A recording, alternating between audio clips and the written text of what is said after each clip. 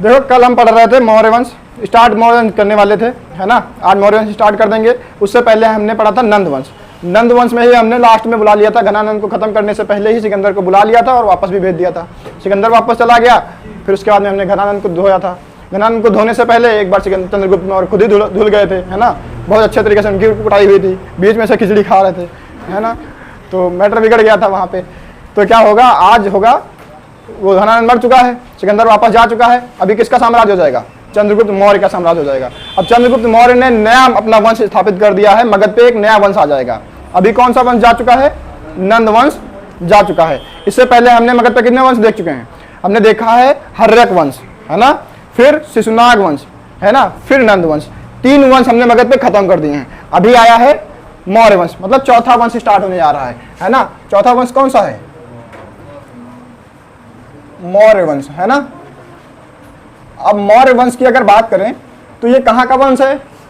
मगध का है। मगध याद है ना? भूल गए मगध? मगध किधर पड़ता है? कहाँ पड़ता है मगध? हाँ, देखो कितनी अच्छी बात है, सबको याद है। ऐसे ऐसा ही तो कुछ था।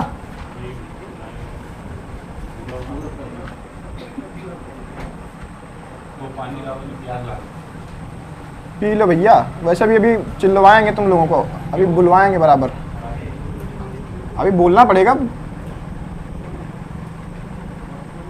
चलो देखो, ये ऐसा कुछ हिंदुस्तान है, लगभग लग रहा है। मान लेना कि ऐसा ही है ना। हमारा तो मन करता है इधर बढ़ा लें पूरा, इधर से ऐसा गोल करके बनाएं, हमको उतना मन करता है, पर इतना मान लेना अभी इतना ही है ना। तो क्या है, यहाँ पे कहीं मगध था, है ना, क्योंकि इधर वैशाली भी हमने कब्जा कर लिया था, मगध भी कब्जा कर लिया था, अवंती भी हमारे में आ गया था। मगध थोड़ा बड़ा हो गया था, और बड़ा पूरा हिंदुस्तान यहाँ पे आ चुका था। जब मौर्य वंश का शासन होगा तो क्या होगा, पूरा हिंदुस्तान इधर उत्तर भारत का जितना भी है ये पूरा किसके अंदर में होगा? पूरा मौर्य। इधर भी जो हमने छोड़ दिया है, अभी कहते हैं ना गोल करना है, अभी गोल करेंगे, छोड़ेंगे थोड़ी ना, ऐसे नहीं छोड़ने वाले। तो क्या करेंगे, ये है मगध। शुरुआत में मगध ये था, है ना। फिर हमने ऊपर वाला वैशाली कब्जा किया, इधर वाला अवंती कब्जा कर लिया, फिर धीरे धीरे आगे बढ़ते रहे। यही क्या है, मगध। अब मगध की राजधानी यहाँ पे थी पाटलिपुत्र। कौन सी? पाटलिपुत्र। यही तो राजधानी है मगध की। अब यहाँ पाटलिपुत्र में कौन बैठेगा? चंद्रगुप्त मौर्य बैठेगा, क्योंकि कौन सा वंश स्टार्ट हो चुका है? मौर्य वंश। अब मगध पे कौन सा वंश है? क्या मगध बदला? मगध वही है। मगध तो एक जगह का नाम है, वो पूरा साम्राज्य भी वही है। जैसे हिंदुस्तान एक जगह का नाम है, हिंदुस्तान वही रहेगा। राजा बदलते रहेंगे, वंश बदलते रहेंगे। अभी बीजेपी का वंश चल रहा है, राजा मोदी हैं, है ना। हो सकता है वंश दूसरा बदल जाए, कांग्रेस का आ जाए, टीएमसी का आ जाए वंश, है ना, दूसरा राजा बन जाए। पर क्या हिंदुस्तान बदलेगा? क्या मगध बदल रहा है? नहीं, मगध का केवल विस्तार होगा। हो सकता है संकुचन हो कहीं कहीं पे, कोई खच्चर राजा आ जाएगा तो संकुचन हो जाएगा, अच्छा राजा आ जाएगा तो विस्तार करेगा। अभी कौन आ गया? चंद्रगुप्त मौर्य, है ना। तो राजा कौन है? चंद्रगुप्त मौर्य, है ना। चंद्रगुप्त मौर्य क्या है? ये राजा है। अच्छा, इनके प्रधानमंत्री कौन है? चंद्रगुप्त मौर्य के प्रधानमंत्री कौन है? कौटिल्य है ना, पंडित चाणक्य, है ना। तो चाणक्य पंडित क्या है? इनके प्रधानमंत्री। उनके बारे में आगे बात करेंगे, पहले इनको देख लेते हैं। अब ये चंद्रगुप्त मौर्य हैं, ये आया कैसे बंदा यहाँ पे? इसने पूरी कहानी कल बताई थी, कैसे आया। सिकंदर को इसने वापस भगाया, है ना। क्या सिकंदर से लड़ा? नहीं, अंदर से उसको हरा दिया, है ना। उसके अंदर उसकी सेना में इतना ज्यादा भ्रम फैला दिया, इतना ज्यादा उसमें अफवाहें फैला दी कि वो भाग गया। सिकंदर कहाँ तक आया था? केवल यहीं तक आया था, ब्यास नदी इधर ही पड़ती है, ब्यास नदी तक पहुंचा था। सिकंदर ने भी खूब सारा तड़बड़ इधर मचाया। इधर उसने गांधार पे कब्जा कर लिया था, नहीं कर लिया था। इधर पोरस पे कब्जा कर लिया था। पोरस पे कब कब्जा किया? 326 ईस्वी में किया था, नहीं किया था? पोरस किस नदी के किनारे है? अरे ये पोरस है तुम्हारा, है ना। और यहाँ पे कौन सी नदी है? ये झेलम नदी। कौन सी नदी के किनारे? ये झेलम नदी के किनारे है ना। किस नदी के किनारे है? झेलम नदी के किनारे। ये कौन सा साम्राज्य है? पोरस। इधर गांधार पड़ता है। कौन पड़ता है? गांधार। गांधार को भी कब्जा कर लिया। गांधार में शासक कौन था? आम्बिक। आम्बिक ने ऐसे ही पराधीनता स्वीकार कर ली कि साहब मारना नहीं है ना, थप्पड़ मत मारना, हम ऐसे ही बैठ जाएंगे जहाँ बताओ, है ना। बैठ गया, वो चला गया इनके कब्जे में। इसने कहा कि हम लड़ेंगे, जो जीतेगा वो आगे शासन करेगा। इसने ये लड़ा, पोरस लड़ा, खूब अच्छे से लड़ा। जब बारी आई इसके मरने की तो सिकंदर ने पूछा कैसे मरना चाहोगे? मेरी पराधीनता स्वीकार करना चाहोगे? इसने कहा कि नहीं, हम तो मरना चाहेंगे, है ना। क्योंकि योद्धा का साहस सबसे बड़ा, उसमें उसकी सबसे बड़ी यही होता है कि सपना इसका वही होता है कि रणभूमि में लड़ते लड़ते मरे, वो योद्धा का सपना होता है ना। जीतना तो अलग बात है, पर मरना एक अलग खुशी होती है। तो योद्धा की खुशी होती है कि वो लड़ते लड़ते मरे। तो उसने कहा कि हाँ शहीदी मिलनी चाहिए, तो उसने कहा कि हम मरना स्वीकार करेंगे। अब सिकंदर को ये बात अच्छी पसंद आ गई, क्योंकि वो भी योद्धा है ना, विश्व विजय करके आया है, वो योद्धा है। तो एक योद्धा दूसरे योद्धा की इज्जत करता है ना। तो उसने इसको मारा नहीं, कहा कि तुम ठीक ठाक आदमी लग रहे हो, आंबिक की तरह नहीं हो, चापलूस नहीं हो, मतलब अच्छे आदमी हो। तो इसने अपनी पूरी वीरता का साहस दिया, है ना। सिकंदर ने भी इसको माफ़ कर दिया, कहा कि तुमको मारेंगे नहीं, तुम हमारे साथ मिल जाना। साइड में उसकी पत्नी खड़ी थी, याद है नहीं याद है? सिकंदर की पत्नी कौन थी? रेक्सोना। वो इम्प्रेस हो गई, है ना, वो मुस्कुराया जा रही थी। सिकंदर ने कहा चलो राखी बांधो तुरंत, है ना। तो किसको राखी बांधी? पोरस को। पोरस को राखी किसने बांधी? सिकंदर की पत्नी ने, है ना, रेक्सोना ने। तो ऐसे भाई बहन हो गए। अभी इसके 2 सेनापति थे, है ना। कौन कौन सेनापति थे बताओ? हाँ, नियार्कस थे और सेल्यूकस निकेटर था, है ना। तो हाँ, निकेटस नहीं, निकेटर, है ना। तो सेल्यूकस निकेटर था, वो थल सेनापति था, और जो नियार्कस था वो जल सेनापति था। जल सेनापति तो चला गया साथ में इसको भी ले गया सिकंदर। कहा कि नहीं जा रहे हो, आगे सेना आगे जाने को, ब्यास नदी पार करने की आगे मान ही नहीं रही है, तो वापस चलते हैं। वापस चला गया। बेबीलोन में 323 ईस्वी में सिकंदर भी खत्म हो गया। इतना कहानी हमने कल पढ़ी थी। अभी जैसे ही सिकंदर खत्म होगा, जब तक वो वापस जा रहा है, क्योंकि 3 साल वापस जाने में लगे उसको। 26 में युद्ध लड़ा था और 23 में मारा जाके, 3 साल रास्ते में लग गए उसको। उसी बीच इधर क्या हुआ, चंद्रगुप्त ने मगध पे हमला कर दिया। अब हमको ये स्टार्ट करना है ना। तो यही है हमारा चंद्रगुप्त मौर्य। इतना पीछे का रिकैप था, अब स्टार्ट करते हैं। देखो चंद्रगुप्त मौर्य ने क्या किया, घनानंद पे अब आक्रमण करते हैं। इधर ये जीता बंदा सिकंदर को वापस किया, इसका एटीट्यूड बढ़ गया कि देखो विश्व विजेता को हमने अकेले भगा दिया है, कोई सेना नहीं, कुछ भी नहीं, पूरा भौकाल में आ गया कि हमसे ज्यादा ताकतवर कौन है, अकेले भगा दिया सिकंदर को। तो इससे ज्यादा क्या ही हो सकता है। इसका जो भी उत्साह था 7वें आसमान पे था, है ना। तब तक गुरुदेव ने कहा कि हमको बदला लेना है। क्या लेना है? तो इसने पूछा गुरुदेव बदला काहे का लेना है, जो था वो तो चला गया, अब बदला काहे का लेना है? गुरुदेव ने कहा कि तुमको दिख नहीं रहा है चटैया खुली पड़ी है, देखो चटैया हमारी लटक रही है। कहा कि हाँ गुरुदेव ध्यान नहीं दिया, हमें लगता था तुमने नहाए होगे, सुखा रहे होगे है ना। तो उसने कहा कि नहाए सुखा नहीं रहे हैं, चटैया हमने प्रतिज्ञा ली है कि जब तक हम यहाँ मगध के साम्राज्य को उखाड़ के नहीं फेंक देंगे, जब तक घनानंद को धराशायी नहीं कर देंगे, तब तक ये अपनी चटैया बांधेंगे नहीं हम। तो उसको गुस्सा आ गया, कहा कि क्या मैटर है, अभी तक तो तुम कह रहे थे कि हम हिंदुस्तान के देशभक्त हैं, अभी तुम हिंदुस्तान के राजा के ही खिलाफ अपनी लड़ाई करना चाहते हो। जैसे तुम कह देते कि हम देशभक्त हैं, हिंदुस्तान के खिलाफ नहीं बोलेंगे, है ना। अभी मोदी के खिलाफ तुम मोर्चा खोल दो, तो तुम देशभक्त कैसे? क्योंकि इस समय शासक कौन है? मोदी है। तो उनके ही खिलाफ अगर तुम बोलोगे तो तुम कैसे देशभक्त?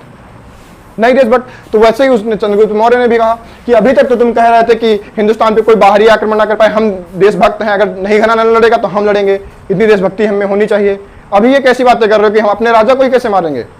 तब उसने बताया, कहा कि वो राजा खच्चर है, और जब राजा खच्चर हो जाता है तो जनता को स्टैंड लेना पड़ता है, तो आंदोलन करना पड़ता है ना। तो जनता आंदोलन करती है कानून, उसके कृषि कानून के खिलाफ। वैसे ही इन्होंने भी कानून खोल दिया। कहा कि उसने मुझे लात मारी थी। किसने कहा? चाणक्य ने कहा कि घनानंद ने मुझे लात मारी थी। अपना खुद डांस देख रहा था, हम वहाँ पहुँच के थोड़ा सा डिस्टर्ब किया, उसने लात मार दी हमारे खींच के।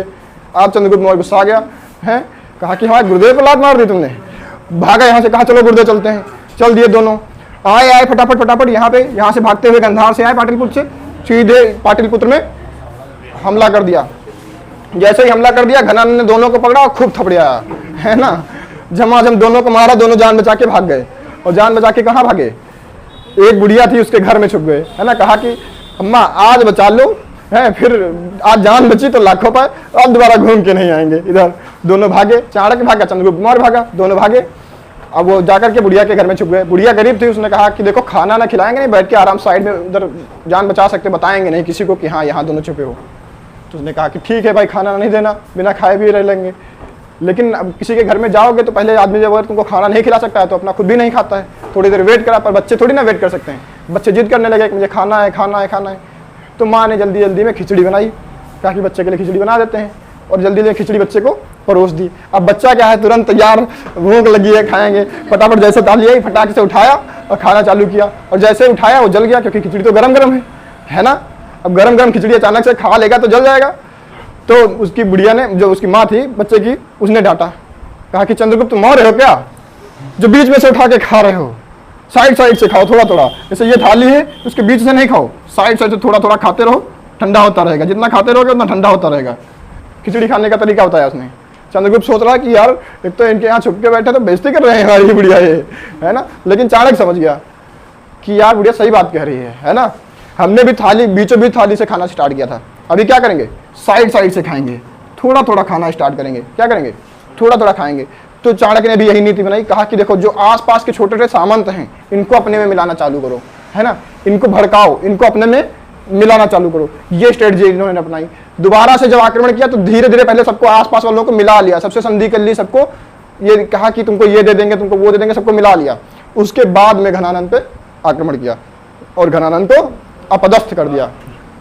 अभी राजा कौन बन गया, चंद्रगुप्त मौर्य। मगध का सम्राट कौन हो गया, चंद्रगुप्त मौर्य। इतनी है चंद्रगुप्त मौर्य की कहानी, ठीक है ना। अब क्या हुआ, जब चंद्रगुप्त मौर्य बन गया शासक, अब शासक तो बन ही गया घनानंद। घनानंद को किसने मारा, इसने किसको मारा, घनानंद को इसने अपदस्थ किया, है ना।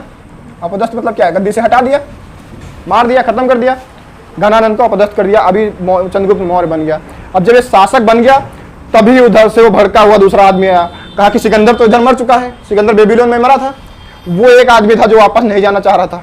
कौन, सिकंदर का थल सेनापति सेल्यूकस निकेटर। उसने कहा कि वापस चलो, अब सिकंदर नहीं है, हमको वापस कौन ले जाएगा, हम फिर से हमला करेंगे। तो कहा कि चलो, सेना चल दी उसके साथ में। आ गया बंदा फिर से, इस बार वो रुका ही नहीं कि ब्यास नदी पे रुकेंगे तो बवाल होगा, फिर अफवाह फैलेंगी। कहा कि कूदते चलो। अच्छा, इसमें हुआ क्या, इधर पूरा वो मैटर बना के गया था, उसको पता लग गया था कि यहाँ पे जो शासक कौन है, घनानंद, क्योंकि उसके समय घनानंद शासक था। तो सोच के आया था कि हमको वहाँ घनानंद मिलेगा, वही खच्चर आदमी है ना। उसको ये पता था कि घनानंद के पास हाथी बहुत हैं, तो ये भी हाथी लेके आया। घनानंद के पास यहाँ बिहारी हाथी है ना, यूपी बोर्ड वाले, बिहार बोर्ड वाले, और ये लेके आया यूरोप से हाथी, सीबीएसई बोर्ड वाले, है ना। तो सीबीएसई बोर्ड और यूपी बोर्ड में अंतर तो समझते हो, उसमें बताने की जरूरत है।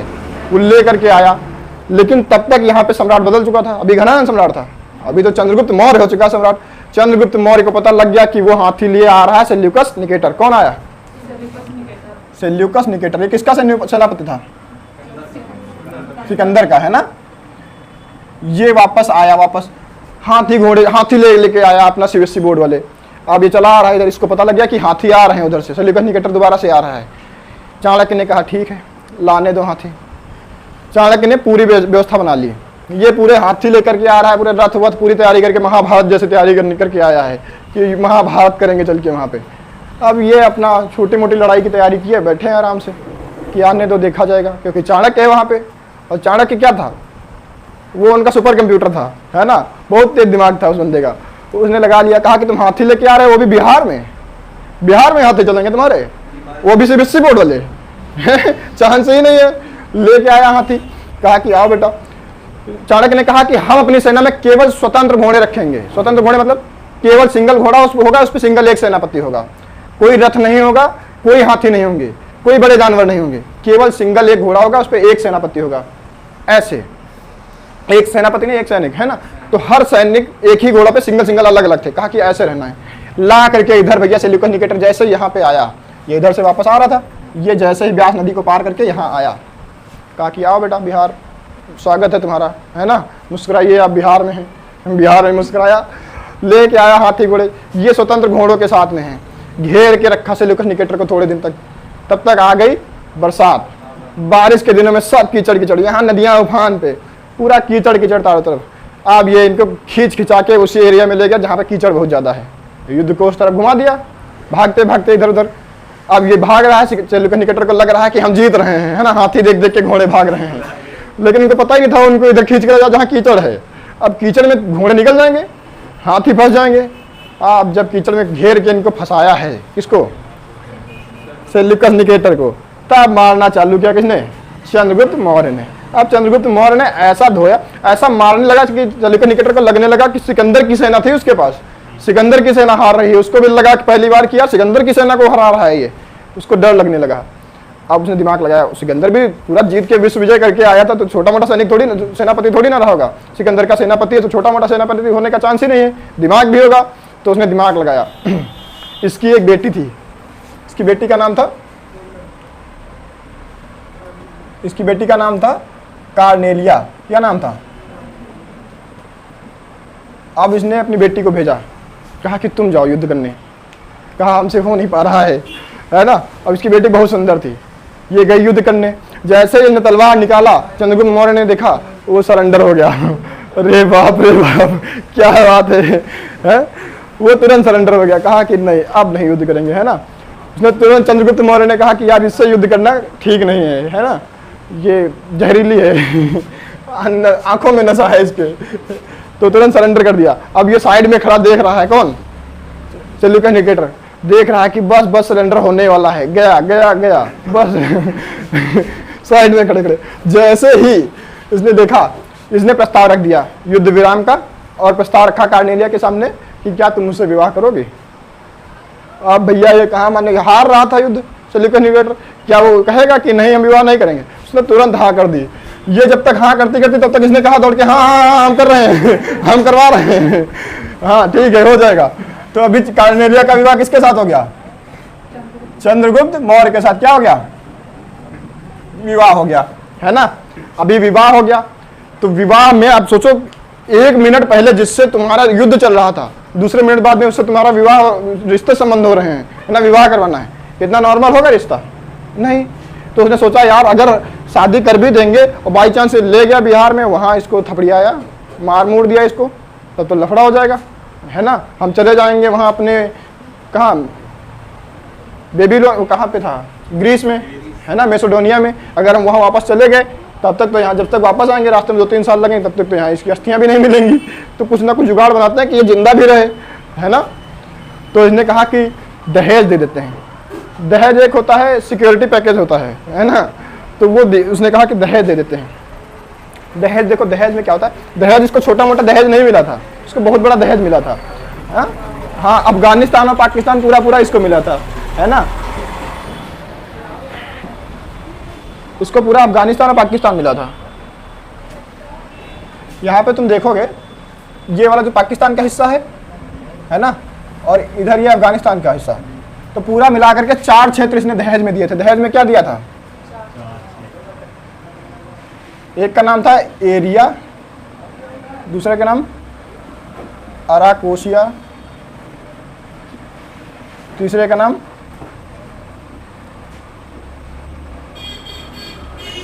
जेड्रोसिया, और चौथे का नाम क्या था, पेरिस्पेनियाई। ये उस समय उसके नाम थे, है ना। ग्रीस के लोग थे मैसेडोनिया के, उसके हिसाब से नाम रखे थे, क्योंकि इधर तो वो जीत ही चुका था ना सिकंदर, इधर तो पूरा उसका ही कब्जा था, ईरान अफगानिस्तान तक, इधर पाकिस्तान तक तो आ ही चुका था, इधर तो कब्जा उसका हो ही चुका था, क्योंकि गंधार और पूरस तो सब हरा ही रखे थे उसने। पूरा कब्जा किसका है इधर, पूरा कब्जा सिकंदर का था। अब सिकंदर नहीं रह गया तो कब्जा किसका हो गया, सेल्यूकस निकेटर का हो गया। इसने क्या किया, इधर के दोनों चारों क्षेत्र दे दिए, जिसमें आज पाकिस्तान और अफगानिस्तान बसा हुआ है। वो सोचो हमको दहेज में मिला था, 2 देश हमने दहेज में लिए हैं। छोटा मोटा दहेज हम लोग लेते नहीं हैं। तो कौन कौन से लिए, एरिया, अराकोसिया, जेड्रोसिया और पेरिस्पेनिया, है ना। इसको आज के समय में कहते हैं काबुल। क्या कहते हैं, ये है काबुल। इसको कहते हैं कंधार। क्या कहते हैं, इसको आज के समय में कंधार कहते हैं। इसको कहते हैं मकरान,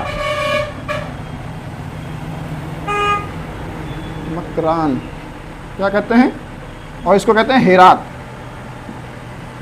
काबुल, कंधार और मकरान, हेरात, 4 क्षेत्र इसको दहेज में मिले थे। किसको, चंद्रगुप्त मौर्य को।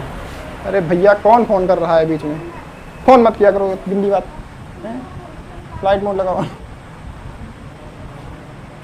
अभी देखो 4 क्षेत्र हमने क्या लिए, दहेज में ले लिए, नहीं ले लिए।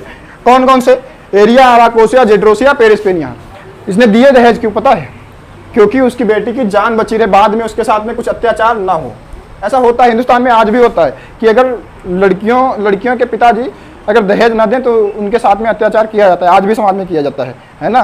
बाद में उनकी सास कहेगी, हाँ क्या पाई हो, हैं खाली हाथ चली आई हो, हाँ क्या लाई हो, हैं।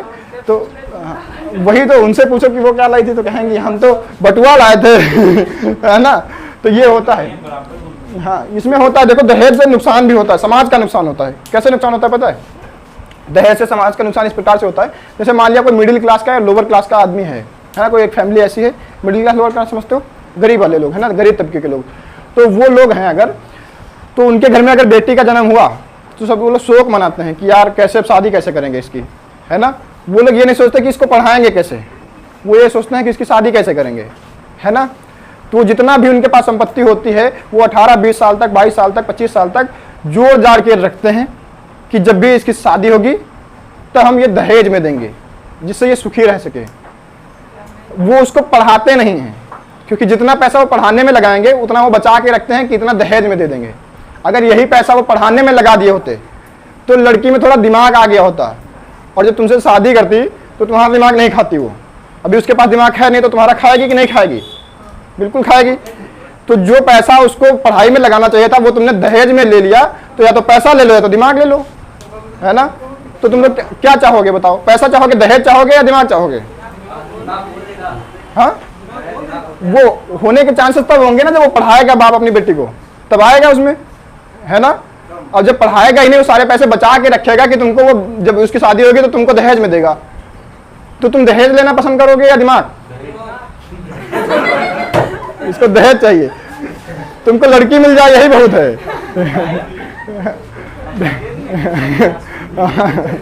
देखो देखो उसमें यही होता है, वो कह रहा है कि सर जी हमको दहेज चाहिए, लड़की दिमाग नहीं होगा तो भी चलेगा, है ना?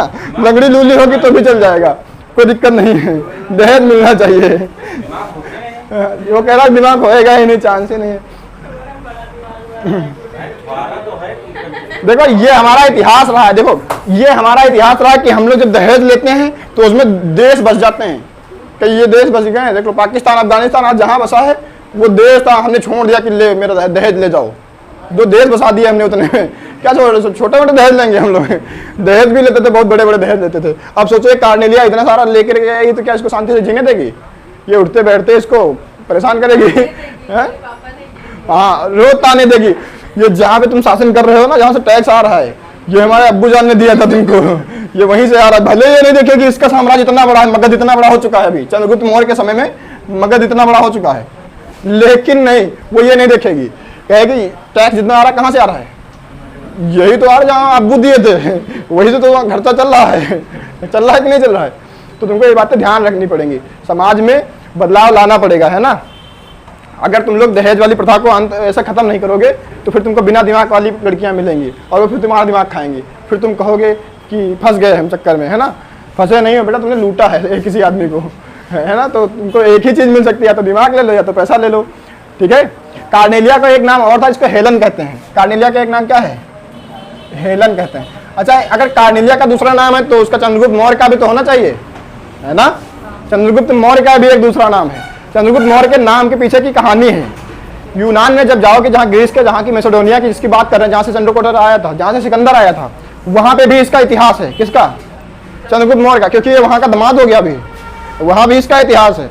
वहाँ के इतिहास में इसको कहा जाता है सेंड्रोकोटस। क्या कहा जाता है? तो इसका चंद्रगुप्त मौर्य का एक और नाम हो गया, क्या?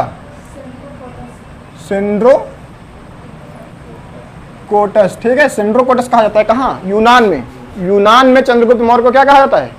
सेंड्रोकोटस कहा जाता है। अच्छा, सेंड्रोकोटस के पीछे ये है कि सेंड्रोकोटस, उसमें जो वहां का इतिहास है वहां पे लिखा गया कि हिंदुस्तान में एक सम्राट है सेंड्रोकोटस नाम का, जिसका एक सेना, उसका एक प्रधानमंत्री है जिसका चाणक्य नाम है, उसका साम्राज्य का नाम मगध है और मगध का विस्तार काबुल कंधार तक है, ऐसे लिखा गया है ना?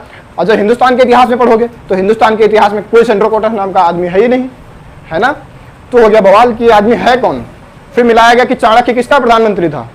चंद्रगुप्त मौर्य का। मगध किसके साम्राज्य में था? चंद्रगुप्त मौर्य का साम्राज्य था। तो ऐसे हमने आइडिया लगा लिया कि ये चंद्रगुप्त मौर्य की ही बात हो रही है। इसके बारे में बताया, सेंड्रोकोटस नाम को बताया कि चंद्रगुप्त मौर्य का ही नाम है। इसको बताया विलियम जोन्स ने। किसने बताया? विलियम जोन्स ने बताया था। क्या बताया? कि सेंड्रोकोटस चंद्रगुप्त मौर्य ही है, कोई दूसरा आदमी नहीं है, ठीक है ना? तो सेंड्रोकोटस कौन है? चंद्रगुप्त मौर्य है। यूनान में उसी को सेंड्रोकोटस कहते हैं। जैसे कार्नेलिया का दूसरा नाम क्या है? हेलन। कार्नेलिया का दूसरा नाम हेलन। इतना समझ में आया? अभी देखो, अभी क्या हुआ, चंद्रगुप्त मौर्य ने एक धर्म को ज्वाइन कर लिया। जैसे तुम क्लास ज्वाइन कर लेते हो, उसने धर्म ज्वाइन कर लिया, है ना? धर्म में भी सिखाई जाती है, जैसे तुम क्लास में सीखने आते हो वैसे उसने धर्म ज्वाइन किया। धर्म में चीजें सीखने के लिए उसने कौन सा धर्म ज्वाइन किया? बताओ, चंद्रगुप्त मौर्य का धर्म कौन सा था? पढ़ चुके हो ये तुम सब लोग? बौद्ध धर्म। कौन सा धर्म था? खच्चरों जैन धर्म था। कौन धर्म था? इसके पोते का धर्म था बौद्ध धर्म। इसका पोता कौन था? अशोक। उसका धर्म था बौद्ध धर्म, ये जैन धर्म का था। भूल गए? ये अकाल, जब 12 वर्ष के लिए अकाल पड़ा था मगध में, तो भाग के कहाँ गया था? कर्नाटक। कहाँ भाग के गया था? ये गया था कर्नाटक। कर्नाटक की कौन सी जगह? श्रवण बेलगोला। सब भूल गए। श्रवण बेलगोला भाग गया था। किसके साथ भागा था? जैन धर्म के कौन से पंथ था जिनके गुरु के साथ में भागा था ये? अरे अर्जुन देव। अर्जुन देव सिखों के 5वें गुरु हैं। कहाँ लेके आ गए? हाँ हाँ, कौन? भद्रबाहु भागे थे। कौन भागा था? भद्रबाहु। और ये भाग के कहाँ गए थे? श्रवण बेलगोला, है ना, इन्हीं के साथ में गए थे। भद्रबाहु किस पंथ के थे? महायान शाखा के। किस शाखा के? महायान शाखा के। हीनयान महायान 2 शाखाएं। महायान शाखा में कौन थे? भद्रबाहु। और भद्रबाहु के साथ कौन भागा? चंद्रगुप्त मौर्य। आके बसा कहाँ पे? कर्नाटक में। कर्नाटक में 12 साल तक रहा। अभी यहीं पे आया। जब ये यहाँ रह रहा था तो यहीं पे जैन धर्म में एक होता है मोक्ष प्राप्त करने का तरीका, इसको कहते हैं संलेखना। क्या होता है? क्या होता है? संलेखना। क्या होता है? संलेखना। इसने संलेखना विधि के द्वारा अपना मृत्यु स्वीकार किया। क्या स्वीकार किया? मृत्यु स्वीकार किया। कैसे? संलेखना में क्या होता है? उसमें अन्न जल सब त्याग देना होता है, केवल वायु ले रहे होते तुम, ऑक्सीजन, बस खत्म काम, है ना। ऐसे ही बैठे रहना है। अब तुमको क्या करना है? ऐसे बैठे बैठे कुछ नहीं खाना है, कुछ नहीं पीना है, संलेखना करना है। जैसे निर्जला व्रत हो जाता है। निर्जला व्रत करते हो नहीं करते हो? वही वाला। तुम लोग नहीं करते, तुमको खच्चर हो तुमसे होगा भी नहीं, है ना। तो जैन धर्म में क्या होता है? तुमको अगर मोक्ष की प्राप्ति करनी है तो तुमको अंत में संलेखना करना होगा। तुम्हारी मृत्यु अकस्मात नहीं होनी चाहिए, स्वाभाविक नहीं होनी चाहिए। तुमको क्या करना पड़ेगा? संलेखना करके अपना शरीर त्यागना पड़ेगा, है ना। बैठे बैठे तुमको क्या होना है? ऐसे बैठ जाओ कि अब ना खाएंगे, ना पिएंगे, ना हिलेंगे, ना डुलेंगे, केवल ऑक्सीजन लेंगे, बस। बैठे बैठे लकड़ी हो जाओ, सूख जाओ। पहले हड्डियां तुम्हारी सूखेंगी, नहीं हड्डियां नहीं सूखेंगी, पहले मांस सूखेगा तुम्हारा, फिर तुम्हारी चमड़ी जो है हड्डियों पे जकड़ लेगी ऐसे, फिर तुम लकड़ी के ढेर लगने लगोगे, ऐसे लगेगा सूखी लकड़ी हो। तो इसके बाद में सूखी लकड़ी पे दीमक लग जाएगी और फिर तब तक तुम मोक्ष को सिधार चुके होगे। तो इसी विधि के द्वारा, संलेखना की विधि के द्वारा क्या किया? चंद्रगुप्त मौर्य ने मोक्ष को प्राप्त किया। क्या चंद्रगुप्त मौर्य खत्म हो गया? इसने बहुत सारे काम भी कराए। ऐसे थोड़ी ना चंद्रगुप्त मौर्य हो गया। इसने बहुत सारे काम कराए, इधर लेकर के, इधर बंगाल से लेकर के इधर गुजरात तक इसने बहुत सारे काम कराए हैं। हाँ, इसको इतना लिखो, फिर बताते हैं क्या क्या। देखो, चंद्रगुप्त मौर्य का साम्राज्य पूरा मगध बहुत दूर तक फैल चुका था। यहाँ इधर बंगाल से लेकर के इधर अफगानिस्तान तक फैल चुका था। तो अभी मगध बनाएंगे तो कितना बड़ा बन जाएगा? कुछ ऐसे बनेगा मगध? बनेगा नहीं बनेगा? इतना बड़ा मगध हो चुका है पूरा। ये इधर भी ना करके तुम इसको ऐसे बना सकते हो, ये यहाँ से ऐसे बनेगा। अभी इसके लिए भी देखो तुमको हम प्रूफ देंगे कि यहाँ तक कैसे है। इतना बड़ा मगध हो चुका है, बहुत बड़ा मगध हो चुका है। सोचो, अफगानिस्तान, पाकिस्तान, ये सब हमारे में आता था, है ना। एक समय ऐसा होता था, तब मगध होता था पूरा। ये वाला तो हमने दहेज में ही लिया है, कौन सी बड़ी बात है ना। तो दहेज वाला भी तो जोड़ेंगे, रहेगा तो हमारा ही। तो इतना बड़ा हमारा हो चुका है पूरा मगध। अच्छा, मगध जब इधर अफगानिस्तान और पाकिस्तान मिला था, एरिया अराकोसिया, जेड्रोसिया, पेरिस्पेनिया जब मिला हमको, तो उसके साथ साथ में उसने एक हमको दहेज और दिया। एक दहेज दिया उसने दिया था हमको, मेगास्थनीज दिया हमको। क्या दिया? मेगास्थनीज एक व्यक्ति है और व्यक्ति को भी दहेज में दे दिया, कहा कि ये भी ले जाओ। वो एक दार्शनिक टाइप का आदमी था, इतिहासकार टाइप का आदमी था, लिखता रहता था, है ना। तो उसने हिंदुस्तान में लिखा एक पुस्तक जिसका नाम है इंडिका। क्या नाम है? इंडिका नाम की पुस्तक किसने लिखी? मेगास्थनीज ने। मेगास्थनीज किसके दरबार में था? चंद्रगुप्त मौर्य के दरबार में। कहाँ से आया था?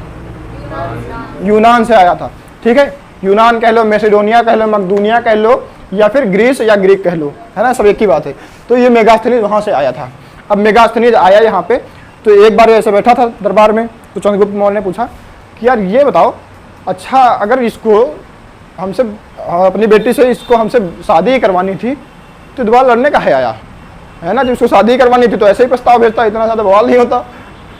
तो उसने कहा कि आया तो था लड़ने ही, उसको तुम्हारे यहाँ चाहिए थे हाथी, जो तुम्हारे यहाँ वाले हैं, यूपी बोर्ड, बिहार बोर्ड वाले, हमको ये वाले, उनको ये वाले हाथी चाहिए थे, है ना। सीबीएसई बोर्ड वाले थोड़ा आलसी होते हैं, धीरे धीरे चलते हैं।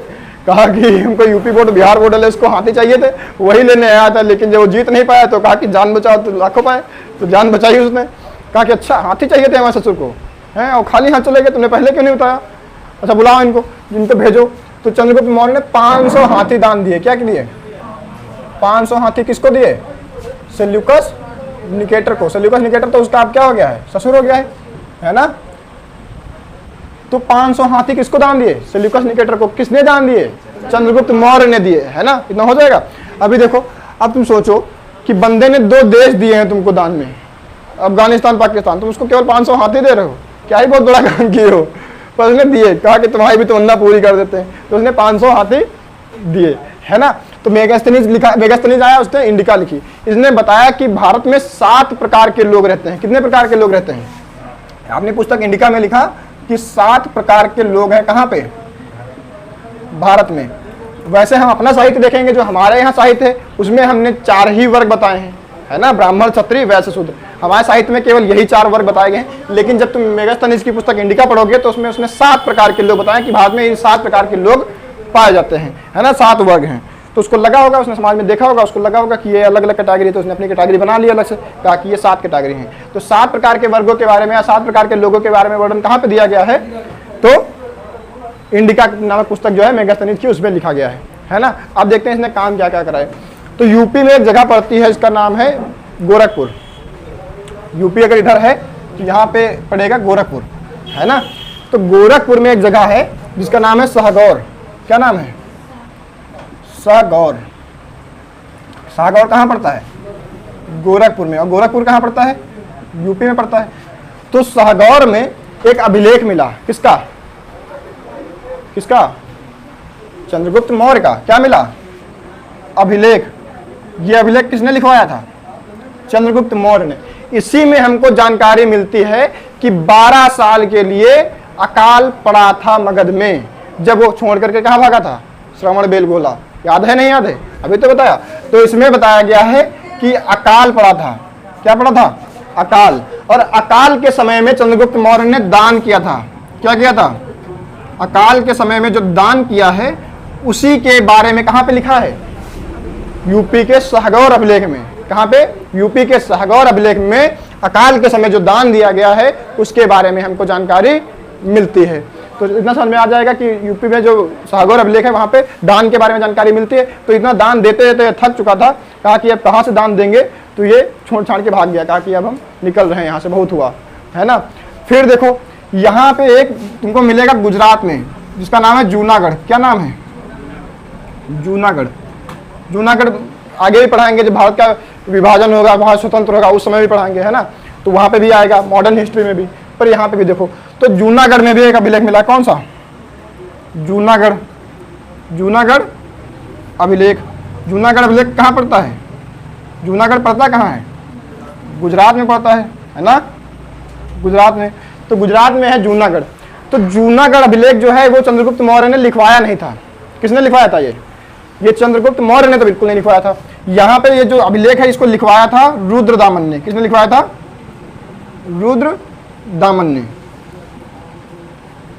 तो हम इसमें क्यों पढ़ रहे हैं? अगर रुद्रदामन ने लिखवाया है तो हम जब रुद्रदामन का इतिहास पढ़ेंगे तब पढ़ते। इसके इतिहास में हम क्यों पढ़ रहे हैं ये बताओ। हाँ, इनके बारे में लिखा था, यही बात है। ये जो यहाँ पे जूनागढ़ में अभिलेख मिला है, अगर तुमसे पूछा जाए जूनागढ़ अभिलेख लिखवाया किसने है, तो रुद्रदामन ने लिखवाया है। लेकिन इस रुद्रदामन ने जो ये जूनागढ़ अभिलेख लिखवाया है, इस अभिलेख में लिखा है कि यहाँ पे जो सुदर्शन झील है, कौन सी झील लिखा है? सुदर्शन झील। तो सुदर्शन झील के बारे में लिखा है कि ये जो सुदर्शन झील है इसको मगध के सम्राट चंद्रगुप्त मौर्य ने अपने राजकोष से ये झील बनवाई।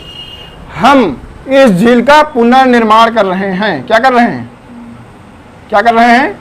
हम इस झील का पुनर्निर्माण कर रहे हैं, मतलब क्या कर रहे हैं? रिपेयरिंग करवा रहे हैं इसकी, है ना। और रिपेयरिंग के बाद में जैसे बोर्ड लगते हैं, तालाब खुदते हैं तो तालाब के किनारे बोर्ड लग जाता है कि इस योजना के अंतर्गत तालाब खुदाया गया। वैसे ही जैसे इसका झील का पुनर्निर्माण कराया तो उसने ऐसा अभिलेख लगवा दिया कि ये अभिलेख, ये इस अभिलेख में ऐसा लिखवा दिया कि ये झील जो है ये मैंने नहीं बनवाई है, ये बनवाई थी मगध के सम्राट चंद्रगुप्त मौर्य ने।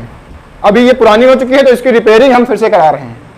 तो जूनागढ़ अभिलेख तुमसे पूछा जाएगा किसका है, तो अरे जूनागढ़ अभिलेख रुद्रदामन का है। लिखवाया किसने है? रुद्रदामन का। जैसे तुम हो, तुम एक तालाब की रिपेयरिंग करवा रहे हो तो तुमने बोर्ड लगवा दिया कि ये तालाब हम रिपेयरिंग करवा रहे हैं, इस तालाब का निर्माण किसी पुराने आदमी ने किया था। वही वाली बात है कि इसके रुद्रदामन से बहुत पहले रहता था चंद्रगुप्त मौर्य। उसने यहाँ पे गुजरात में ये झील बनवाई थी, फिर वो पुरानी हो गई, तो उसका रिपेयरिंग बाद में किसने करवाया? रुद्रदामन ने। और रिपेयरिंग में बोर्ड लगवा दिया उसने। तो बोर्ड लगवाया किसका है? तो बोर्ड के बारे में अगर तुमसे जानकारी पूछी जाए, अभिलेख क्या है? बोर्ड है एक प्रकार का। तो कहा जाता है तुमसे ये बोर्ड किसने लगवाया? तो रुद्रदामन ने लगवाया। जूनागढ़ अभिलेख किसका है? रुद्रदामन का है। पर ये झील किसने बनवाई? सुदर्शन झील ये चंद्रगुप्त ने बनवाई, है ना। और अगर पूछा इसका पुनर्निर्माण किसने करवाया? तो रुद्रदामन ने। ये बहुत इंपॉर्टेंट झील है, ये भी और आएगा, और लोग भी इसका पुनर्निर्माण कराएंगे और बताएंगे अभी आगे के इतिहास में। अभी देखो ये एक बार इसका पुनर्निर्माण किसने करवाया? रुद्रदामन ने। तो ये इंपॉर्टेंट हो जाएगा। तो हमको इससे ये तो पता लग जाएगा कि जो चंद्रगुप्त मौर्य का साम्राज्य वो गुजरात तक था, गुजरात भी इसमें शामिल था। इधर बंगाल में तुमको मिलेगा महास्थान। क्या मिलेगा? महास्थान। महास्थान अभिलेख है, ये लिखवाया था चंद्रगुप्त मौर्य ने, है ना। तो चंद्रगुप्त मौर्य ने महास्थान में एक अभिलेख लिखवाया है। तो अगर चंद्रगुप्त मौर्य ने वहां लिखवाया तो मतलब उसका शासन वहां भी रहता होगा। तो हम ये कह सकते हैं इधर बंगाल से लेकर के गुजरात होते हुए अफगानिस्तान तक किसका शासन था? मगध का सम्राट, पूरा साम्राज्य था, चंद्रगुप्त मौर्य का शासन था। इतना तो हम कह सकते हैं ना। फिर उसके बाद में बंदा मरा होगा, ऐसे मर जाएगा आसानी से, तब जाकर के वो मरा संलेखना विधि के द्वारा। और मरा कहाँ पे? तुमसे पूछा चंद्रगुप्त मौर्य की मृत्यु पूछी जाती है कहाँ पे हुई है? तो श्रवणबेलगोला में। कब हुई थी? तो 298 ईस्वी पूर्व में। इधर लिख दें चंद्रगुप्त मौर्य कब मरा? 298 ईस्वी पूर्व में, है ना। तो चंद्रगुप्त मौर्य कब मरा? 298 ईस्वी पूर्व में मर गया, है ना। और मरा किस तरीके से? संलेखना विधि के द्वारा। तो चंद्रगुप्त मौर्य समझ में आ गया पूरा, इतना है। अब पढ़ते हैं चाणक्य के बारे में कि चाणक्य क्या चीज है ना। इतना छापो, फिर चाणक्य के बारे में देखते हैं। अब देखो चंद्रगुप्त मौर्य हमने देख लिया, तो पर चंद्रगुप्त मौर्य आसानी से चंद्रगुप्त मौर्य थोड़ी ना बन गया, ना ही अपने अकेले के दम पे बना। एक आदमी था जो उसका गुरु था, उसने अपनी सारी रणनीति लगाई, तब चंदू जाकर के चंद्रगुप्त मौर्य बन पाया, है ना। फिर मगध इतना बड़ा कर पाया कि अफगानिस्तान तक मगध का शासन हो पाया। उस आदमी का नाम था चाणक्य। क्या नाम था? चाणक्य नाम था, है ना। और चंद्रगुप्त मौर्य के समय चाणक्य उसके क्या थे? प्रधानमंत्री थे। चाणक्य, वो चंद्रगुप्त मौर्य क्या था? राजा था, हमने पहले दिखाया था। और ये क्या है? प्रधानमंत्री, है ना। ये उसके प्रधानमंत्री हैं। तो सारी रणनीति बनाई किसकी होती थी? चाणक्य की। फ्रंट पे कौन होता था? चंद्रगुप्त मौर्य। फ्रंट पे चंद्रगुप्त मौर्य है, पर रणनीति बनाई किसकी है? चाणक्य की। जैसे आज देख लो, सारी रणनीति बनाई किसकी होती है? अमित शाह की। फ्रंट पे कौन होता है? मोदी जी, है ना। होता है कि नहीं होता है? नाम किसका होता है? मोदी का। रणनीति किसकी बनाई होती है? अमित शाह की। तो अमित शाह चाणक्य हैं आज के समय के, है कि नहीं? वैसे टकले भी टकले भी वैसे ही हैं जैसे चाणक्य थे। चाणक्य भी टकले रहते थे, यहाँ थोड़ी चोटी रखते थे, अमित शाह वो भी नहीं रखते, कहते खत्म पूरा, है ना। कोई बेइज्जती कर ही नहीं सकता कि मार दे तो मैं चुटैया खुल जाए। तो चुटैया रखते भी नहीं है, वो पूरा सिस्टम ही नहीं है, ठीक है। तो चाणक्य के बारे में देखते हैं। चाणक्य के और भी नाम है। चाणक्य का वास्तविक नाम है विष्णुगुप्त। क्या नाम है? चाणक्य का वास्तविक नाम विष्णुगुप्त, है ना। इनको कौटिल्य भी कहते हैं। क्या कहते हैं? कौटिल्य भी इन्हीं का नाम है ना। तो चाणक्य कह लो, कौटिल्य कह लो या विष्णुगुप्त कह लो, ये सब किनके नाम है? चाणक्य के ही नाम है ना। अब ये चाणक्य थे क्या? पहले देखोगे तो ये तक्षशिला में प्रोफेसर थे। वहां पढ़ाते क्या थे? अर्थशास्त्र पढ़ाते थे, राजनीति पढ़ाते थे। अब अर्थशास्त्र से तुमको लगेगा कि इकोनॉमिक्स पढ़ाते हैं क्या? अर्थशास्त्र का मतलब उस समय हुआ करता था, इन्होंने अपनी एक पुस्तक लिखी जिसका नाम था अर्थशास्त्र। चाणक्य की पुस्तक क्या है? अर्थशास्त्र। तुमको लगेगा अर्थशास्त्र है पुस्तक तो मतलब इकोनॉमिक्स की होगी, है ना। पर इकोनॉमिक्स नहीं है, ये राजनीति की पुस्तक है। काहे की पुस्तक है? राजनीति। तो ये जब पढ़ाते होंगे तक्षशिला में तो क्या पढ़ाते होंगे? राजनीति ही पढ़ाते होंगे। और उसी का परिणाम है कि चाणक्य ने इतना बड़ा साम्राज्य इकट्ठा कर लिया, इतना बड़ा। आज भी चाणक्य की बताई हुई राजनीति को फॉलो अगर किया जाए तो वैसे का वैसा फॉलो किया जा सकता है, जबकि इतना समय बदल गया, इतना परिवर्तन आ चुका है, लेकिन चाणक्य की नीतियां आज भी सफल होती है ना। चाणक्य ने एक पुस्तक लिखी जिसका क्या नाम था? अर्थशास्त्र। अर्थशास्त्र राजनीति की किताब है, ना कि इकोनॉमिक्स की, ठीक है ना। ये पॉलिटिक्स की किताब है। इसमें सारी बताई गई, इसमें बताया गया कि राजा को कैसा होना चाहिए, कैसा एक राजा होना चाहिए, राजा का साम्राज्य कैसा होना चाहिए, ये सारी बातें उसमें बताई गई हैं, है ना। कैसे कि हम जनता पे कैसे दबाव बना रख सकते हैं, जनता के ऊपर ये कैसे बना रहेगा कि भ्रष्टाचार ना हो, कर्मचारियों के ऊपर कैसे दबाव बना रहेगा, राजा को होना कैसा पड़ेगा, सेना कैसी होनी चाहिए, नीतियां कैसी होनी चाहिए, ये सारी बातें किसमें लिखी हुई हैं? ये अर्थशास्त्र में लिखा गया है ना। तो हिंदुस्तान की पहली राजनीति की किताब कौन सी है? अर्थशास्त्र, है ना। इसमें 15 अध्याय हैं। क्या हैं? 15 अध्याय या अधिकरण है। क्या है? अधिकरण है। इसको लेसन भी कह सकते हो, है ना। चैप्टर कह सकते हो जो तुमको सही लगे, है ना। तो कितने चैप्टर हैं इसमें? 15 चैप्टर हैं। इसमें बताया गया है कि राजा कैसा होना चाहिए, राजा का साम्राज्य कैसा होना चाहिए, जिसको उन्होंने दिया सप्तांग सिद्धांत। क्या नाम दिया? सप्तांग सिद्धांत। सप्तांग सिद्धांत कहां पे दिया गया है? सप्तांग सिद्धांत दिया गया है अर्थशास्त्र में, है ना। क्या बताया गया सप्तांग सिद्धांत? कि राजा कैसा होना चाहिए, उसका साम्राज्य कैसा होना चाहिए, है ना, कैसे विकसित होगा, कैसे अच्छा साम्राज्य बनेगा, उसके बारे में बताया गया है। यार अभी एक यही वाली फड़क रही थी, अभी ये वाली भी फड़क रही है। गड़बड़ हमको लग रहा है, हमको ऐसा तो लग रहा है पैरालिसिस तो नहीं हो रहे हैं कि पैरालाइज हो जाए, यहाँ से एक साइड से बेकार हो रहे तो दूसरा भी है। ये यार सुबह सुबह आइडिया आया था मेरे दिमाग में कि ऐसा तो नहीं पैरालाइज हो रहे हैं धीरे धीरे, ऐसा ही होता है उसमें जब होता है। ये आज 5वां दिन है ये फड़कने का, आज हम इसको दिखाएंगे। बस 5 परेशान हो चुके हैं हम इनके अच्छे के चक्कर में। यहाँ पढ़ाने ज़्यादा फोकस हमारा इधर होता है, बार बार आँख पे हाथ जाता है मेरा। हाँ, सप्तांग सिद्धांत देखो, सप्तांग सिद्धांत में बताया गया है कि कैसा राजा होना चाहिए। तो सबसे पहला जो सिद्धांत है उसमें बताया गया कि योग्य राजा होना चाहिए। कैसा होना चाहिए? राजा कैसा होना चाहिए? योग्य होना चाहिए। ऐसा नहीं होना चाहिए कि घनानंद के जैसा हो, है। ऐसा नहीं होना चाहिए कि आगे चल के जब मुगल पढ़ोगे तो तुम वहां पे पढ़ोगे मोहम्मद शाह के जैसा नहीं होना चाहिए कि रंगीला बादशाह आराम से बैठे बैठे ऑर्केस्ट्रा देखे, डांस देखे, तो वैसा बादशाह नहीं होना चाहिए। राजा कैसा होना चाहिए? योग्य होना चाहिए। उसके अमात्य कैसे होने चाहिए? अमात्य भी उसके कैसे होने चाहिए? योग्य होने चाहिए। अमात्य समझते हो? अमात्य क्या होता है? नहीं पता? अरे मंत्री यार, उसके कैबिनेट नहीं जानते हो? कैबिनेट जानते हो? वही कैबिनेट, मंत्रिमंडल वही है। तो मंत्रिमंडल भी उसका योग्य होना चाहिए। खच्चर टाइप के आदमी नहीं होने चाहिए कि लूटने खाने वाले हों, ऐसा नहीं चलेगा। बढ़िया आदमी तुमको ढूंढ ढांड के लाने पड़ेंगे तब काम चलेगा तुम्हारा। फिर उसके बाद में आ जाता है कि जनपद होना चाहिए। कैसा होना चाहिए? अब जनपद कैसा होगा? ये 7 सिद्धांत दिए हैं। जनपद कैसा होना चाहिए? जनपद मतलब साम्राज्य, जो भी देश है उसका साम्राज्य, जो भूमि है वो उपजाऊ होनी चाहिए, है ना। ऐसा नहीं होना चाहिए कि कहीं बंजर जमीन पे जाकर के बस गए तो उस पर अच्छा काम तुम शासन नहीं कर सकते, वहां पे अच्छी रणनीतियां नहीं बना सकते, क्योंकि समाज में पैसे का बहुत महत्व रहता है। तो तुमको योग, उस समय तो और कुछ होता नहीं था, इंडस्ट्री तो होती नहीं थी, तो तुमको कृषि पे ही डिपेंड होना चाहिए था, डिपेंड होना पड़ता था, पशुपालन पे डिपेंड होना चाहिए था। और ये दोनों ही चीजों के लिए तुमको उपजाऊ भूमि चाहिए ही चाहिए। चाहे अगर कृषि देखोगे तो उसके लिए भी उपजाऊ भूमि चाहिए, और पशुपालन में भी उपजाऊ भूमि तो तुमको चाहिए ही चाहिए, है ना। तो दोनों ही तुमको चाहिए होंगे। तो इसलिए कहा कि जनपद ऐसा होना चाहिए जो उपजाऊ होना चाहिए, चारों तरफ से सुरक्षित होना चाहिए। कैसा होना चाहिए? उपजाऊ होना चाहिए और सुरक्षित होना चाहिए। तो सुरक्षित करने के लिए तुमको क्या करना पड़ेगा? दुर्ग बनाना पड़ेगा। क्या बनाना पड़ेगा? दुर्ग बनाना पड़ेगा। जो भी राजधानी होगी उसके चारों तरफ तुमको किलाबंदी करनी पड़ेगी। मान लेते हैं कि अगर ये महल है, ऐसा महल कहाँ होता है, मान लेते हैं ये महल है, लग झोपड़ी रहे, मान लेना महल है, ठीक है ये महल है, ठीक है।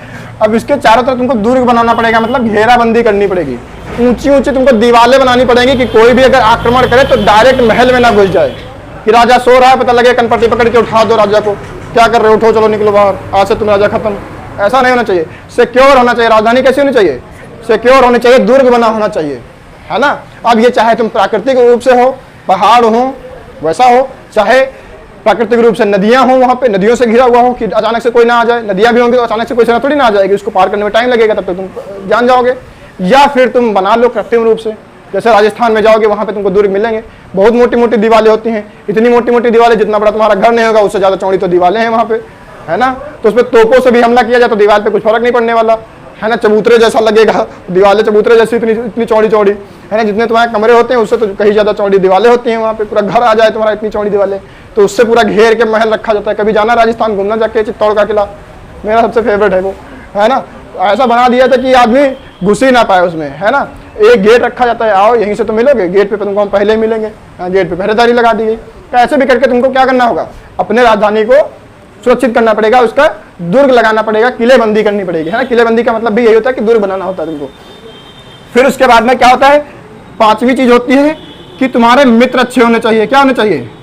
ये भी चाणक्य ने बताया कि तुम्हारे मित्र अच्छे होने चाहिए। मान लीजिए तुम्हारा ये साम्राज्य है, इसके आसपास के जो साम्राज्य हैं उनसे तुम्हारी लड़ाई चल रही है, तो तुम अच्छे रूप से शासन नहीं कर सकते। यही आज हमारे टाइम पे हो रहा है। हिंदुस्तान ले लो, ऊपर देखोगे चीन के साथ हमारा लफड़ा है, पश्चिम में देखोगे पाकिस्तान के साथ हमारा लफड़ा हो रहा है, दक्षिण में देखोगे उधर हमारा बांग्लादेश के साथ श्रीलंका के साथ भी हमारा अच्छा नहीं बन रहा है ना। उत्तर में थोड़ा और पड़ोसी देखोगे, नेपाल जो अभी तक हमारे कब्जे में हुआ, लगभग लोग हमारे कब्जे में हुआ रहता था, आज वो भी भड़क रहा है हमसे, है ना। तो ऐसे में तुम ज्यादा विकास नहीं कर सकते, विकासवादी नीतियां तुम नहीं लागू कर सकते। क्यों? क्योंकि तब तुमको सेना पे ज्यादा ध्यान देना पड़ेगा, हथियार खरीदने पड़ेंगे। और आज के समय में हमारा सबसे बड़ा जब बजट बनता है फरवरी में, देखना सबसे ज्यादा खर्चा हमारा सेना में ही जाता है। अगर सोचो ये पाकिस्तान के साथ हमारा कोई लफड़ा नहीं होता, चीन के साथ नहीं होता, नेपाल और इसके कोई किसी भी देश के साथ क्यों ही हमारा लफड़ा होता ना होता किसी देश के साथ, तो हम लोग क्या इतना खर्चा सेना पे लगाते? नहीं लगाते। वही सारा खर्चा हम कहाँ पे लगाते? विकास में लगाते। देश हमारा ग्रो करता, जल्दी ग्रो करता, नहीं करता। सारा पैसा हमारा सेना पे जाता है। मिलता क्या है हमको? अब ये बात अलग है कि सेना से ही सब कुछ मिलता है। अगर सेना नहीं होगी तो एक दिन में हम लोग बर्बाद हो जाएंगे, सब घुस जाएंगे, चीनी यहाँ पे, पाकिस्तानी घुस जाएंगे। लेकिन अगर सोचो ये बवाल ही ना होता तो सेना से कुछ मिलता ही नहीं, हमको सेना का चाहिए नहीं होता कुछ, है ना। सेना पे हमारा खर्चा ही नहीं लगाना होता। तो मित्र पड़ोसी हमारे अच्छे होने चाहिए, पड़ोसियों के साथ हमारे रिश्तेदार, जिससे जो हमारे संबंध है वो अच्छे बने होने चाहिए, है ना। एक बार तुम क्या कर सकते हो कि अपने रिश्तेदार तुम चूज कर सकते हो कि ये वाला वो वाला, इसके साथ अच्छे संबंध नहीं भी होंगे तो चल जाएगा, ये वाला रिश्तेदार छोड़ो, उसके साथ तुम काम चला लेंगे। लेकिन पड़ोसियों के साथ ऐसा नहीं हो सकता। पड़ोसी जो है वो है, उसके साथ तुमको बनानी पड़ेगी अच्छी। मित्र तुम चुन सकते हो कि यार ये वाला ठीक नहीं है, दूसरा मित्र बना लेंगे, पर पड़ोसी तुम चुन नहीं सकते। जो एक बार में आ गया बस आ गया, बाय डिफॉल्ट है। अब उसके साथ तुमको मित्रता करनी चाहिए, जबरदस्ती करनी चाहिए, भले कैसे हो पर तुमको करनी पड़ेगी। यही चाणक्य कहते हैं कि अपने पड़ोसियों से अच्छी रिश्तेदारी तुमको बना के रखनी पड़ेगी, तभी तुम अच्छा विकास कर सकते हो, ठीक है ना। अब अगला आता है कोष। क्या आता है? कोष। धन संपदा तुम्हारे पास होनी चाहिए। कोष मतलब क्या? राजकोष इसको कहते हो। तो धन संपदा होनी चाहिए। ऐसा भी नहीं है कि तुम कबाड़ी टाइप के आदमी हो, है ना। और ऐसा भी नहीं होना चाहिए कि तुम्हारे पास बहुत ज्यादा पैसा है और तुम उसको बर्बाद कर रहे हो, है ना।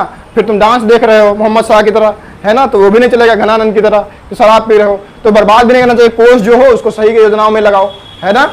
ये सारी चीजें हैं। हाँ, सबसे लास्ट में आ जाता है, उन्होंने कहा कि सातवां भी एक सप्तांग है ना, तो सात होंगे इसमें, सप्तांग ही तो है। सप्तांग में सातवां आ जाता है न्याय। क्या बताया? न्याय। न्याय सबसे जरूरी है कि न्याय समय पे अगर नहीं मिलेगा, उन्होंने कहा कि देर से मिलने वाला न्याय भी अन्याय के बराबर है। ये कहा कि अगर तुमको न्याय मिल रहा है, मान ली 10 साल बाद तुमको किसी ने चाटा मारा, तुमने कोर्ट में केस कर दिया और 10 साल के बाद तुमको न्याय मिला कि हाँ इन्होंने चाटा मारा, तुम भी इनके चाटा मार लो। पता लगा तब तक वो मर ही चुका, आप किसके चाटा मारोगे? तुमको उसको चाटा मारने के लिए तुमको मरना पड़ेगा, है ना। तो तुमको कैसे न्याय मिलेगा? मिल ही नहीं सकता ऐसे। तो उन्होंने कहा कि देर से मिलने वाला न्याय भी अन्याय के बराबर ही है ना। और ये कहा कि अपराधी का सहयोग करने वाला, साथ देने वाला, समर्थन करने वाला भी अपराधी के बराबर अपराधी है। ये सारी रणनीतियां किसकी थी? चाणक्य की थी। यही सप्तांग सिद्धांत में उन्होंने बताया। उन्होंने कहा कि न्याय मिलना चाहिए, दंड व्यवस्था अच्छी खासी होनी चाहिए, दंड व्यवस्था होनी चाहिए। जैसे सऊदी अरब में कोई अगर चोरी कर ले, कान कटवा दिए जाते हैं उसके, दूर से मालूम पड़ जाएगा कि ये चोर है ना।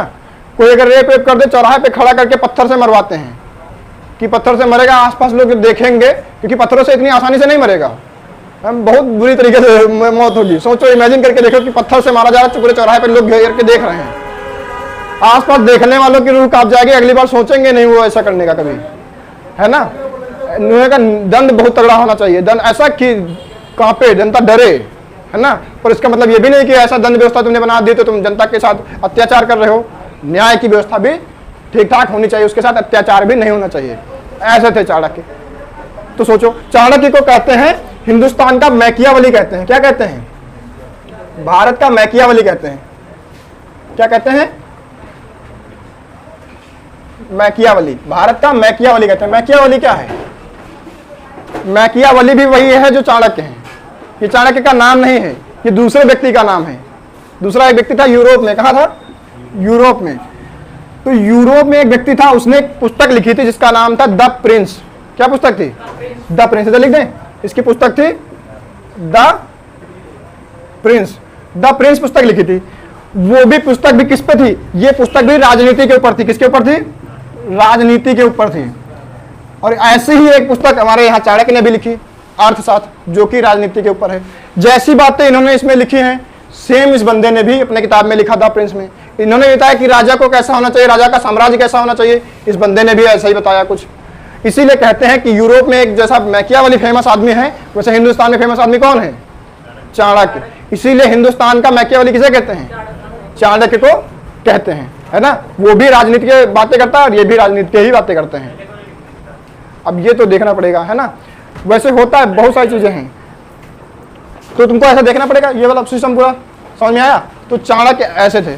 अब सोचो जिसके पास ऐसी रणनीतियां होती हों कि वो बंदे सिकंदर को हरा सके, आज उसको नेपाल उसी के देश को ऐसे आंख दिखा देता है। केपी शर्मा ओली चीन के फेवर में चले गए। ऐसी रणनीति हमारी होनी चाहिए। ऐसा दबाव बना के रखें कि सोचे भी ना चीन वो नेपाल चीन की तरफ जाने का। ऐसी रणनीति होनी चाहिए हमारी। और हम लोग क्या करते हैं, इधर ध्यान ही नहीं देते। हम लोग कहते हैं बनाने दो, सीपीसी बन जाती। हमारे भारत से होकर के सीपीसी निकल गया और हम लोग देखते रह गए। चाणक्य आज आसमान में बैठ के देख रहे होंगे तो उनको कितना दुख होता होगा कि यार ये वही हिंदुस्तान है जिसको हमने अफगानिस्तान तक पहुंचाया था, और आज ये जो है हिंदुस्तान बचा बचाया है उसमें भी ये कुछ नहीं कर पा रहे हैं। बाहरी लोग आकर के सीपीसी बना के हिंदुस्तान के अंदर से लेके चले जा रहे हैं, सड़क बनाने से नहीं रोक पाए हैं। कितना दुख होता होगा बंदे को, है ना। तो तुम लोगों को करना पड़ेगा। अभी कोई प्रधानमंत्री बन जाए तुम में से तो सारी बातें ध्यान रखनी है। सबसे पहले क्या करना है, इधर अफगानिस्तान तक कब्जा करना है, वो अपना था। इधर बांग्लादेश और म्यांमार सब लाना है, थाईलैंड तक अपना था, ये सब पूरा लाना है। और अगर फिर मूड तुम्हारा करे तो इंडोनेशिया की तरफ भी ध्यान देना, क्योंकि सुमात्रा द्वीप भी हम लोगों ने जीत रखा था, है ना। तो उधर ध्यान देना है तुमको, ठीक है। इसको छापो।